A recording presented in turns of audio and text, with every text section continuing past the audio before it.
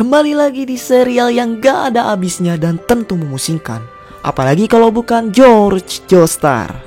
Iya, saya tahu, udah 2 bulan nih, 2 bulan saya menghilang dari series ini. Dan apapun yang sudah kita mulai, harus tentunya kita selesaikan. Makanya saya kembali lagi di part ini untuk mengakhiri cerita dari George Joestar.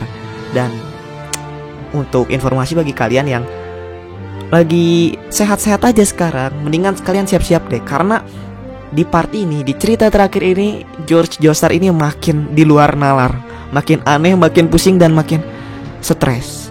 Jadi tunggu apa lagi, langsung aja yuk kita hajar chapter 13.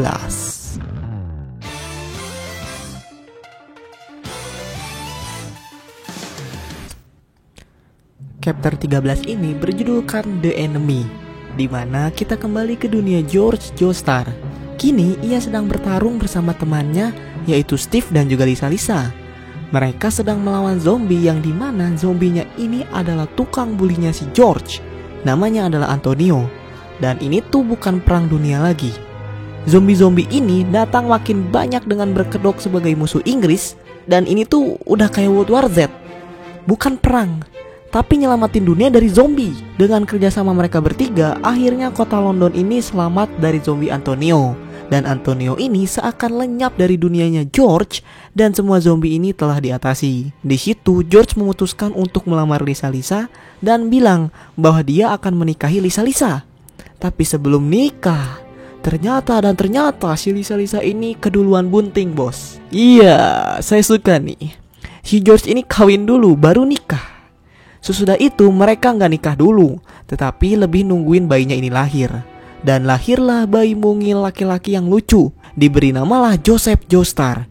Joseph Joestar yang kita kenal. Tapi ketika mereka sedang resepsi pernikahan, tiba-tiba datang kembali si Darlington. Darlington ini berbeda dari sebelumnya, dan dia sudah diubah menjadi zombie. Di situ juga ternyata si Antonio ini kembali datang dan mulai membunuh semua orang yang ada di sana. Antonio berhasil membuat George ini sekarat dan akan mati. Tetapi ketika hendak pingsan, si George ini melihat kawan lamanya, yaitu suku Mojo, yang tiba-tiba datang dan memindahkannya ke suatu tempat. Dan tempat itu adalah Morio. Sedangkan Lisa ditinggal dengan Penelope juga Erina. Iya, kalau kita pikir-pikir sih ke part 2 ya. Pertama, penyebab George mati itu adalah zombie. Dan kedua, mayatnya itu gak pernah ditemukan. Novel ini walau dibilang aneh, tapi pinter loh ngehubungin Araki Forget. Lanjut lagi di chapter 14 yang berjudul Desolation Row. Di sini kita kembali dibawa lagi ke dunia Joji Joestar. Joji sendiri sedang bersama Kars, Pucci, dan juga Narancia. Mereka ini sedang turun ke bumi menggunakan kapal Kars. Tetapi ketika mereka mendarat, mereka ini bukan berada di Morio, melainkan di London, Inggris. Dan lebih kaget lagi, ternyata tahunnya itu 1920, 92 tahun yang lalu. Nggak sampai situ aja ya. Ini tuh lebih rumit lagi ketika si Narancia ngelihat poster atau bisa dibilang papan yang bertuliskan selamat menikah George Joestar dan Elizabeth. Ternyata George dan Joji ini sekarang bertukar dunia. George berada di Morio, Joji berada di dunia George, yaitu London. Joji dan kawan-kawan pun menemukan bahwa dunia yang mereka tempati ini sudah menjadi sarang zombie. Dan di sana mereka bertemu dengan Penelope. Di sini si Kars juga bertemu dengan bayi Joseph yang kecil. Sambil mukanya senyum-senyum, si Kars ini menggendong Joseph dan bilang dia tidak akan membunuh anak kecil kok, santai aja. Belum tahu entar pas udah gede kena santet si Karsnya. Setelah itu tiba-tiba si Bu Charity ini entah dari mana, gak ada angin gak ada hujan, menelepon si Joji dari Morio dan bilang bahwa si Kira sama Diavolo ini sudah ditemukan tewas. Kira dan Diavolo ini jasadnya ditemuin pas si suku Mojo juga ditemuin tewas. Bagaimana bisa Bapak? Ya Allah. Dan itu ada di rumah Rohan. Padahal kan udah kita tahu sendiri ya, si Joji itu ke situ gak lama dari si suku Mojo meninggal, tapi nggak nemuin apa-apa. Dan di sini si Bu Charity itu ngirimin stand milik Abakio, dan standnya itu bernama Videodrome. Kekuatannya bisa menunjukkan suatu kejadian yang telah berlalu melalui kaset video. Setelah itu Narancia dan juga Joji memutuskan untuk bertemu Pucci dan ngasih tahu soal hal ini. Tapi Pucci ternyata lagi nggak sendiri. Ia bersama Vanny Valentine. Tapi jangan salah, Funny Valentine-nya ini yang masih muda. Tepatnya itu 92 tahun yang lalu. Mereka lagi ngomongin tentang stand Pucci yang ingin dievolusikan menjadi Made in Heaven. Karena si Pucci ini gak berhenti ngomong rhinoceros beetle, ya nggak berhenti ngomong kata-kata santetnya. Funny Valentine punya solusinya. Ia pun segera mempersilahkan temannya ini untuk menunjukkan wujudnya. Dan temannya itu ternyata adalah Dio Brando. Aduh, gak ngerti lagi sih. Nah, si Pucci yang ngelihat Dio ada di depannya itu langsung aja sujud dan memegang tangan Dio. Si Pucci yang ngelihat Dio ada di depannya itu langsung sujud dan memegang stand Dio, Zawarudo. Dan tiba-tiba Pucci ini badannya terbang ke atas nih. Dan White Snake itu berubah menjadi Simon. Dan gak pakai lama kembali berubah menjadi Made in Heaven. Ini kalau part 6 Stone Ocean si Dio masih hidup, udahlah jadinya gini mungkin ya. Dan tiba-tiba saking senengnya si Pucci, ia memajukan waktu ke 92 tahun ke depan dan membuat dunia George dan si Joji ini menyatu. Nah, sekarang kita lanjut ke chapter 15, di mana ternyata si George yang tiba di Morio ini sudah diselamatkan oleh seseorang. Dan kalian tahu nggak sih siapa yang menyelamatkannya? Ternyata itu adalah si Doppio. Bang, bukannya udah mati kan ya tadi? Udah dengerin dulu aja ya. Oh iya, dia juga punya stand yang tidak bernama sebenarnya. Kekuatan dari standnya itu adalah mengubah semua benda yang ia sentuh menjadi telepon. George yang kaget dan bingung dengan situasi dunia saat ini, ia pun lantas menarik pistol ke arah Doppio. Dan pada saat itu juga muncullah seorang Guido Mista.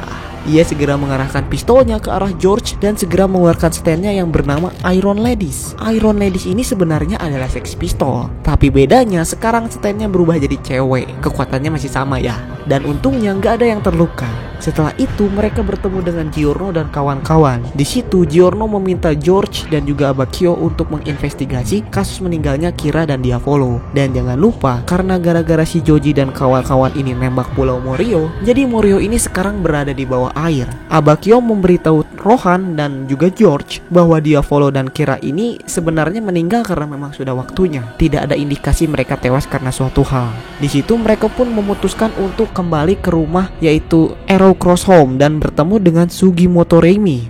Nah, Reimi ini tiba-tiba merasakan hawa tubuhnya yang sangat panas karena berbicara dengan George. Dan lambat laun dari belakang tubuhnya keluarlah panas Stan. Dan akhirnya dia mengingat siapa dirinya sebenarnya. Reimi adalah murid dari Penelope, dan dia mengunci dirinya sendiri di dalam rumah itu menggunakan stand Penelope. Dan tidak sengaja tertusuk oleh panah itu, menjadikan stand gurunya itu berubah menjadi Arrow Cross Home. Tapi ternyata di sini itu Bu Charity mencium bau-bau Giorno ini berbohong pada mereka. Dan benar saja, Bu Charity segera mengeluarkan standnya bernama Stepmom.